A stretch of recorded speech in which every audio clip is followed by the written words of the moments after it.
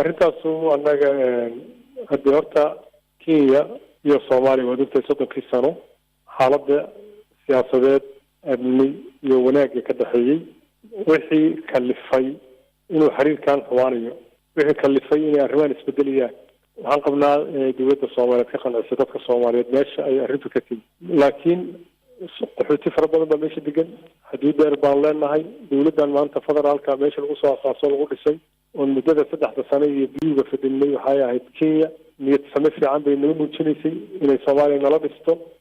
annaga hadda dadkaan iskaashiga lehna waa hay'adaha amniga ka shaqeeyo ayagana siyaasadda ma galaan dadka siyaasiyiinta annaga xiriir ma lihin marka waa inay dowladda Soomaaliya wasaaradda arrimaha dibadda iyo dowladda Soomaaliya ka qanciso xaggee ciladu ka jirtaa والله ما wax laga xumaan karo in mas'uulaha Soomaaliyeed oo xasaanada oo diblomaad oo dawladda walaalihiin dirsa aaday la soo celiyo laakiin maadaama hadda aniga aan wada habeenadan dhulkan ku jirno xuduudda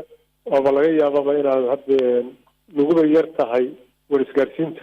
marka waa ka xunnahay damiir ahaan say wax u dhaceen laakiin waa inaan helno cid mas'uuliyaddeeda qaadayso waa inaan helno waa loo bareeray